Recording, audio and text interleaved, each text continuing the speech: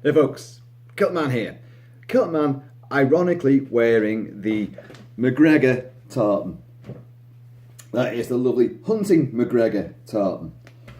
I say ironic because Rob Roy McGregor, as played by Liam Neeson, fantastic film, awesome film. Liam Neeson, is a cinematic god, a god of vengeance, a god of power. And he's always the mentor, the guy that we listen to, the guy who trains us. He's the only good thing. Well, he's one of only two good things in Phantom Menace, the other being Darth Maul. What's he gone and done now? He's got his new film called Cold Pursuit, set out in is it Alaska, I think it's set. And he drives a snowplow, and his son gets involved in drug gangs and gets himself killed. So Neeson goes on revenge and a big kill crazy rampage. And to be honest, I've seen the trailer and it looks brilliant, but it looks kind of wacky and silly and like it's got a real dark sense of humour to it. It isn't a straight, pared to the bone sort of revenge thriller. It's got a dark satirical angle to it as well. Anyway, Neeson, the great actor that is Neeson, Schindler, for God's sake, he was in an interview with The Independent plugging the new movie. And I don't know if you've seen this. I only caught this on News at 10, ITV's News at 10, just before. And I was like, oh no, what have you gone and done? And you know what he said? Because he gets talking about the dark places he's been to in the past and all that.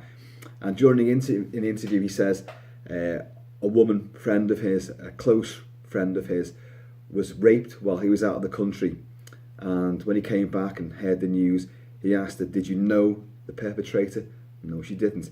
He then asked her, what colour was the perpetrator? She said, it was a black man. So what did Liam Neeson do? What did Liam Neeson confess to doing? He armed himself with a kosh and he went out up and down neighbourhoods for a week looking and hoping that someone of colour, I won't use the phrase that I've heard the interview now. I've heard the full interview, and he, the black so and so would come out of a pub and would, approach him and threaten him, so that he could then kill him. He then says, I did this for a week. It sickens me. I regret that I ever, felt like that. I don't know what was wrong with me. And he draws a parallel to, this whole violence leads to violence, revenge can only make things worse. And, he's clearly nailing the point of what the film is about. But oh my God, to come out with a story like that in today's climate, well, is there ever going to be a right climate for that? I mean, another one of my favourite actors of all time, and still is, Mel Gibson, famously, ignited his career, just lit the blue touch paper and threw himself on the flames and just became a bonfire. Sugar tits and all that, and the far worse things that he said. Now, I'm not going to come out and defend Mel Gibson over these anti-Semitic and very racist, things that he said. Everyone does and says stupid things. I know he was going through a hell of a hard time, and there's definitely, with his wife of this particular, he's had several, was giving a really, really bad time and was definitely baiting him, because I've heard all the tapes as well, and it's quite clear that there was stuff going on, and he was losing his marbles. But hey, look, I'm not defending his actions either, but Liam Neeson, what the fuck are you thinking? How can this ever do you any good to come out with a line like that? Even then, by saying, I regret my actions, but I was brought up in Northern Ireland during the height of the Troubles. I was brought up in a violent society. I saw these horrible things all the time, and it gives you a certain sort of, aloofness and immunity to violence. Yeah. I totally, agree and concur with all of that. But you can't come out in an interview about a film you're promoting and say, well, because of this, I went out looking for black men to kill. That literally is like putting a thermonuclear device up your arse and then just going, hey, stand back, folks. This could be a big one. You've just potentially, cremated your own career. I don't get it. I honestly don't get it. I love Neeson. Oh, God, I don't want him to fuck everything up because of something stupid like this. Please, God, tell me that there's going to be some new context that's going to come into this. But, the internet and social media and, the media moral guardians of the world are justifiably going to pounce on him for this, because you just cannot say things like that and then hope that it'll just be brushed under the carpet and we understand it was just a figure of speech, and of course that's how you felt at the time, and now you're a lovely man, of course. Oh no, man. Of course, I remember the film The Grey. Do you remember that one?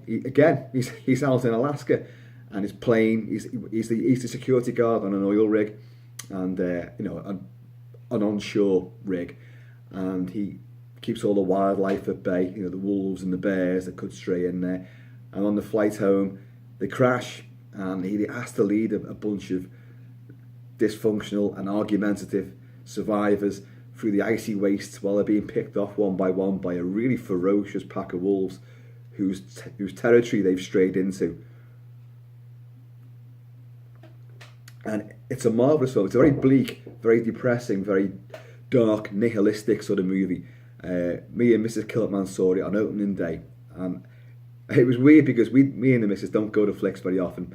We don't watch the same sort of movies. She loves kitchen sink dramas. She loves things that are set in the real world. She loves gritty urban dramas, kitchen sink dramas. Well, I love spaceships and monsters and werewolves and fantasy and big swords and cyborgs. But we both like dark, violent material as well, it seems, because both of us love this movie, The Grey.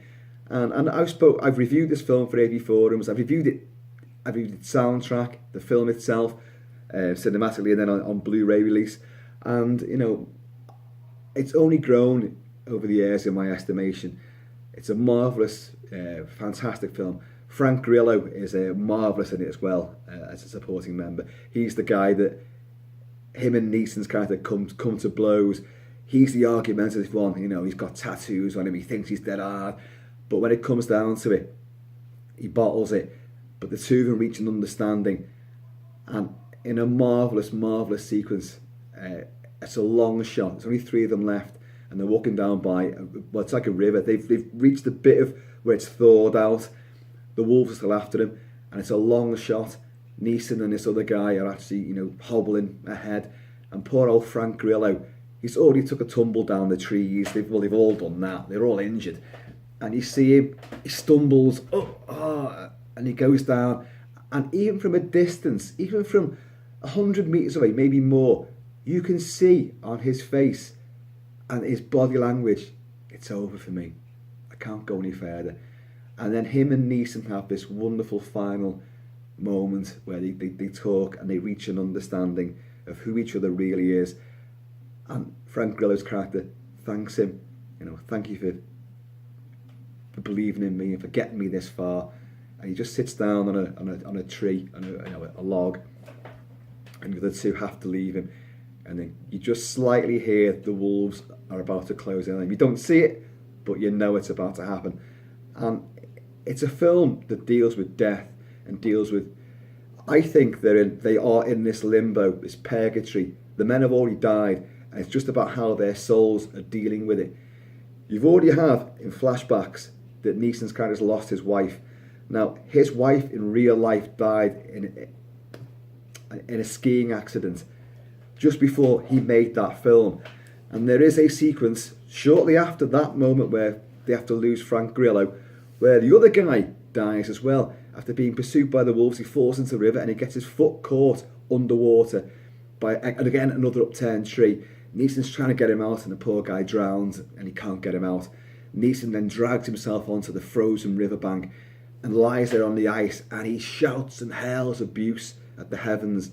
And in that sequence, that is not just Neeson's character, that's Neeson himself hurling his anger and frustration at losing his wife up to the heavens, and it's all on camera, and it's an emotive, raw, incredible moment. Acting, real life combined, it's genius, but it's heartbreaking at the same time. So, excuse me, I just find it hard to believe that a guy that I've stood by and thought, I can always depend on you, even though you made Taken 2 and 3, which was shit, which they are. But Taken the first one, is just so fucking awesome. And so many of his films are. Remember, this guy goes back to The Bounty with Mel Gibson, believe it or not, and Anthony Hopkins playing Captain Bligh. Neeson plays a guy called Churchill. Don't old man me, Churchill. You haven't got a lucky face. And he sits there because Neeson, now he's a bit chiseled, but he was no looker back in those days. He looked like a thug. He's like, don't old man me, Churchill. You haven't got a lucky face. And he's also in the film Krull, playing some crazy, bizarre, piratical buccaneer type thing, lurking out in the wilderness with Robbie Coltrane. But I'm not trying to, bring down the fervour, the uproar which he's definitely brought upon himself with this. It's just, I cannot believe. True or not, why would you come out with this story? Why would you come out and use the language that he used? No, maybe it is a proper confession, and he's saying, look, I did do this, and he's hoping that the world will rally round and say, oh well, he's come clean. God loves a sinner who's turned back on his ways and admitted to himself and to everyone else his shortcomings and failings. But in this world, in this world of celebrity and building up celebrities and then shooting them down, you can do without shooting yourself, and I can't help thinking that he's done some irreparable damage to his career, and I hope not. But the fact that it made news at 10, I don't go out looking for sensationalist, celebrity, tidbits and trivia. I don't. I love the movie. I love my movies. I love my characters. But I don't read, in certain magazines and in papers, you get the media buzz and on a couple of centre page spread or something, the gossip. Fuck off. I hate all that shit. I cause enough gossip of my own. I don't need to read about celebrity bullshit like that. So I wouldn't even have known about this if it hadn't come on bloody news at 10. Sorry, I've still got this bit of a chesty cough, which is periodically resurfacing. So some nice, good old, proper decaffeinated tea. I should soothe that. But yeah, this wasn't the video I was going to do after the footy match. This was not the video I was going to do. But this just sort of come out the blue, and I thought, I'm going to have to talk about this because I can't get my head around it myself. That he'd say something like that. I don't know. I don't know where to go with this. Folks, your thoughts on Liam Neeson and his rather bizarre confession. Is it all promotion for a movie about revenge? Is it? Not the best way of going about it, I wouldn't have thought.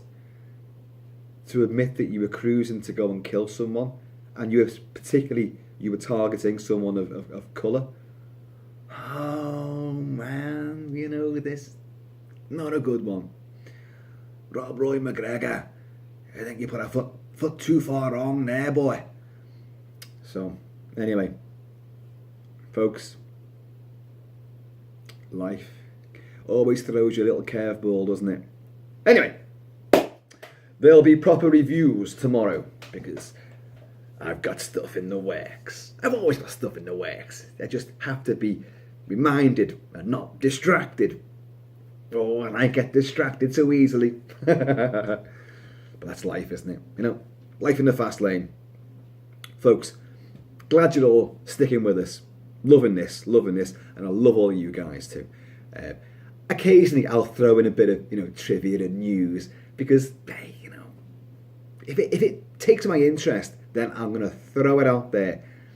Normally, it'll just be movies, music, masks, mayhem. But this was Neeson dropping a bombshell on himself. Oh God, I hope this manages to blow over, but I don't know how it's going to. I really don't. Folks, anyway, food for thought. Food for thought. Anyway, cheers y'all. Have a good night. Because for me, it now is bedtime. So, take it easy. Stay safe. Keep it Celtic. Keep it kilted. Keep a smile on your face. And I'm going to see y'all later. So, Neeson, what have you done?